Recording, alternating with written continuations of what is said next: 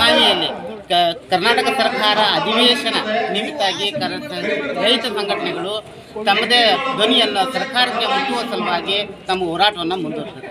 ಅದರ ಅಂಗವಾಗಿ ನಮ್ಮ ಜೊತೆ ರಾಷ್ಟ್ರೀಯ ಕಿಸಾನ್ ಮೋರ್ಚಾ ಅಧ್ಯಕ್ಷರಾದಂಥ ಶ್ರೀ ಅಶೋಕ್ ಕೊನೆ ಅವರು ನಮ್ಮ ಜೊತೆ ಇದ್ದಾರೆ. ಯಾವ ರೀತಿಯ ಕಾರ್ಯಕ್ರಮಗಳನ್ನು ಹಮ್ಮಿಕೊಂಡಿದ್ದಾರೆ ನಾವು ನೋಡ್ತೀವಿ. सर नमस्ते, क्या आपका आगे का कार्यक्रम? देखिए, अभी जो ये पूरे 3 कृषि कानून 1 साल की बहुत ही ज़बरदस्त संघर्ष के बाद मोदी सरकार को रद्द करने पड़े। दूसरी भी हमारी जो मांगे थी उसके ऊपर लिखित रूप में हमें खत देना पड़ा। वो तो सब आप जानते हैं 9 दिसंबर, और अभी ये आंदोलन हमने स्थगित करने का, दिल्ली का आंदोलन स्थगित करने का फैसला लिया। ये सही में बहुत ही ऐतिहासिक आंदोलन था। 1 साल तक इतने लाखों किसान पूरे देश के और दिल्ली के आसपास के ऐसा आंदोलन कभी हुआ नहीं। अभी मैं जो आया हूँ कर्नाटक में, तो यहाँ कर्नाटक के राज्य सरकार ने भी, वो भी बीजेपी की है, और उन्होंने 3 बहुत ही खतरनाक कानून पास करवाए असेंबली में, और इसके खिलाफ भी संयुक्त होराटा कर्नाटक की ओर से आज का ये सम्मेलन बनेगा। तो उसके अंदर ये पूरा APMC को ख़त्म करने का कानून, जो केंद्र सरकार ने भी वही किया था, ये पूरे भूमि सुधार का, उसके अंदर दुरुस्ती करने का कानून, ये तो बहुत ही खतरनाक कानून है, क्योंकि उससे पूरे किसान ज़मीन से उनका ख़त्म हो जाएंगे। नए नए बड़े बड़े कॉरपोरेट और बड़े बड़े पैसे वाले लोग ये ज़मीन को हड़प करेंगे, बहुत खतरनाक है। और तीसरा है काउ स्लॉटर वाला। तो ये तीनों कानून भी रद्द करना चाहिए। जैसे केंद्र सरकार को रद्द करना पड़ा, वैसे यहाँ के कर्नाटक सरकार ने भी ये 3 किसान विरोधी कानूनों को रद्द करना चाहिए। ये आज कर्नाटक के सभी किसान संगठनों की एक साथ की मांग है। तो इसके लिए आज ये सम्मेलन हो रहा है। सर, अभी 3 किसान कानूनों को वापस केंद्र सरकार ने वापस, अब आप MSP के ऊपर आप अड़े, किस बात आप कैसा होगा बातचीत सरकार के साथ? आप इसके तरफ से कुछ सोचा है? अभी देखिए, MSP के बारे में हमारी संयुक्त किसान मोर्चा की दूसरी बहुत ही बुनियादी मांग थी कि हर किसान को अपने लागत खर्चे का 1.5 गुना दाम के अनुसार MSP डिक्लेयर होना चाहिए, और उसकी उस दाम में सरकारी खरीद भी होनी चाहिए। ये हमारा कहना था। अब उसके ऊपर सरकार ने अभी जो हमारे साथ में जो लेटर दिया है, उसमें उन्होंने एक कमेटी को नियुक्त किया MSP के संबंध में। उस कमेटी में संयुक्त किसान मोर्चा के भी नुमाइंदे होंगे, केंद्र सरकार के होंगे, राज्य सरकार के होंगे, कृषि तज्ञ भी होंगे। अभी हमें देखना है कि वो कमेटी को हमने एक बदलाव करना पड़ा कि इस कमेटी का उद्देश्य क्या होगा। उनको लिखना पड़ा उस खत में कि एक उद्देश्य ये होगा कि MSP हर देश के किसान को कैसे मिले, ये उन्होंने लिखित में दिया है। वो कमेटी का उद्देश्य है। पहले तो का उद्देश्य लिखा ही नहीं, फिर हमने फिर उनको लिखना पड़ा। तो इसके ऊपर हम देखेंगे क्या होता है। 15 जनवरी को, जैसे आप जानते हैं, संयुक्त किसान मोर्चा की अगली मीटिंग हमने दिल्ली में ली है। उसमें हम देखेंगे ये MSP वाली कमेटी का क्या होगा। हमारे हजारों किसानों के ऊपर पुलिस केस है, उनको अभी रद्द करने का वो करना पड़ा। वो कुछ आगे गया कि नहीं, वो देखेंगे। हमारे 700 से ज़्यादा शहीद हुए, उनके परिवारों को मुआवजा देना चाहिए, ये भी कबूल हो गया है, उन्होंने लिख के दिया है। मिला कि नहीं, वो हम देखेंगे 15 जनवरी को। तो ये सब देखते हुए संयुक्त किसान मोर्चा अपनी आगे की रणनीति 15 जनवरी को तय करेगा। वापस लेते हुए केंद्र सरकार ने किसानों के साथ बातचीत नहीं की। किसी दौर 11 दौर पर बातचीत हुआ, बाद में कुछ उन्होंने किसानों के साथ कोई किसी तरह से बात नहीं की। अब MSP के ऊपर आप बात करना चाहते हैं, कैसे बात होगी, क्या सरकार के नियोजन होगा, और आपका इसमें क्या प्लान है? देखिए, सरकार किसी से भी बातचीत नहीं करती। मोदी जी ने कैबिनेट से भी बात नहीं की ये कानून वापस लेने के लिए। आपको याद है ना, ये 19 नवंबर को ऐलान किया कानून वापस लेंगे। कैबिनेट की मीटिंग कब हुई?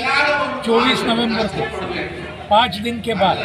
अभी जो प्रधानमंत्री अपने कैबिनेट से भी सलाह नहीं लेता, वो क्या हम किसान संगठनों से लेगा? तो हमें कोई आश्चर्य नहीं है इसके बारे में। तानाशाही उनका व्यवहार पहले से रहा है 7 साल से, किसी की सुनने की नहीं, जो मनमर्जी है वो करने का।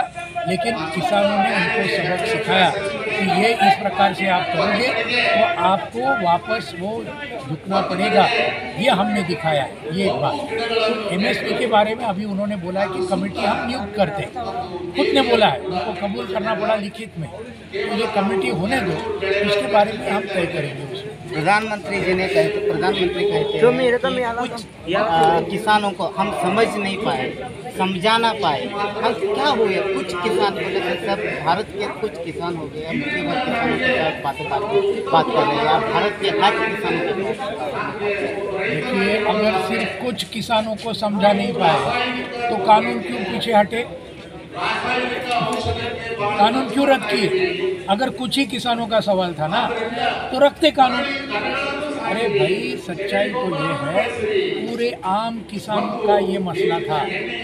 लाखों की तादाद में किसान दिल्ली पे बैठे थे, लाखों की तादाद में किसान और मजदूर पूरे देश भर में कर्नाटक को साथ में लेकर सब जगह में प्रदर्शन कर रहे थे, भारत बंद कर रहे थे, इसलिए उनको वापस लेना पड़ा। तो प्रधानमंत्री जी ने जो बोला है वो पूरी तरीके से झूठ है। कुछ किसान नहीं है, पूरे किसानों का वो मत था, इसलिए उनको झुक के ये कानून रद्द करना पड़ा। ये बात है सच्चाई। आखिर में देश में हर राज्यों में किसानों की संगठन नहीं हो पाई, किसान एकत्र आके इस आंदोलन में जुड़ नहीं पाए। इस कहीं ना कहीं कमियां किसान नेताओं में कुछ ना कुछ कमी आप देखते हैं?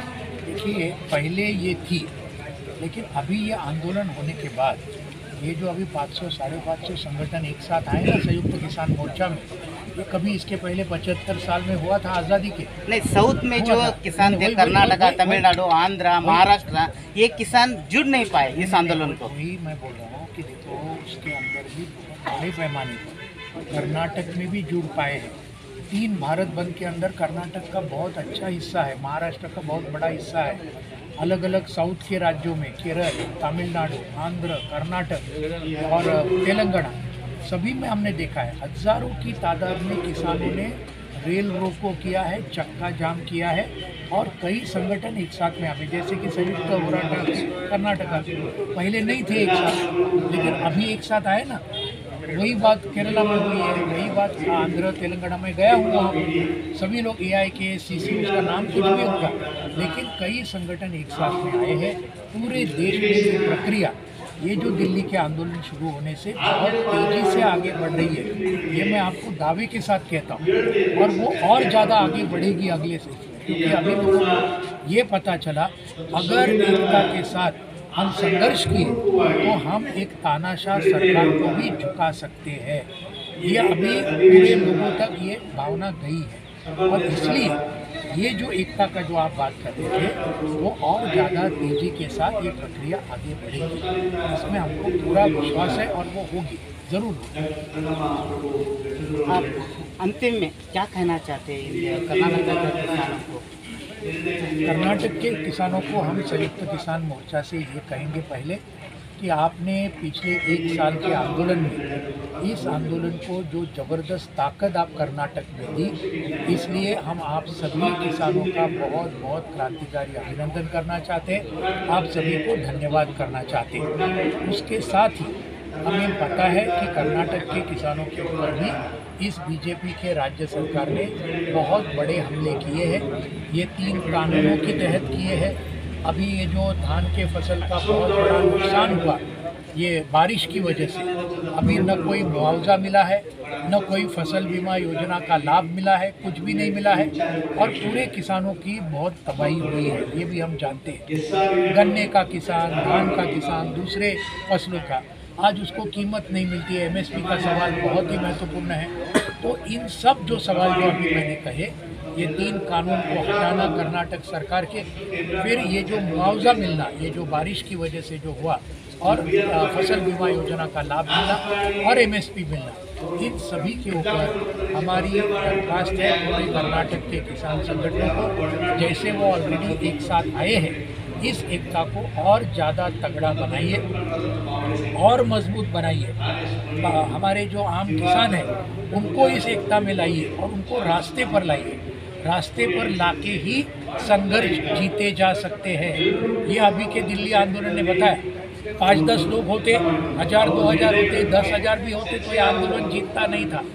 लाखों लोग थे, 1 साल तक बैठे, इसलिए ये कृषि कानून का आंदोलन संयुक्त किसान मोर्चा जीत पाया। तो ये ताकत हमको हर राज्य के अंदर बांधनी है, कर्नाटक में भी बांधनी है, दूसरे राज्यों में भी बांधने हैं, लेकिन वो बांधी जाएगी अगर एक साथ में हम सब लोग आगे चलेंगे। तो ये मुझे विश्वास है कि इससे ये दिल्ली आंदोलन की जीत से पूरे देश के किसान आंदोलन को एक ज़बरदस्त आत्मविश्वास प्राप्त हुआ है, एक ज़बरदस्त ताकत प्राप्त हुई है और इसका वो ज़रूर किसानों के तरफ जाके इसका अच्छा इस्तेमाल करेंगे, ये हमें कोई भी संदेह नहीं है। ರೈತರ ಹೋರಾಟ ಇನ್ನು ಮುಂದೆ ಬರೋ ದಿನಗಳಲ್ಲಿ ಮತ್ತಷ್ಟು ತೀವ್ರಗೊಳ್ಳಲಿದೆ. MSP ಬಗ್ಗೆ ಕೇಂದ್ರ ಸರ್ಕಾರದ ವಿರುದ್ಧವಾಗಿ ಮಾತಾಡುತ್ತಿರುವಂಥ ರೈತ ಸಂಘಟನೆಗಳು ಈಗಾಗ ಯಾವ ಕ್ರಮಕ್ಕಾಗಿ ಮತ್ತು ರೈತರ ಕ್ರಮ ಮುಂದೆ ಏನಿದೆ ಆಗಲಿದೆ ಅನ್ನೋದನ್ನು ಕಾದು ನೋಡೋಣ. BV news, Ratnakar Goundi, Belagavi. Thanks for watching. Read, discuss and debate with editor Dr. Yan Prashant Rao. Wanted reporters in print, digital and visual media for Bharat Vaibhav Daily Newspaper, BV News Channel and BV Fast Web News from all the talukas of Karnataka. If interested, send your resume to 9482633333.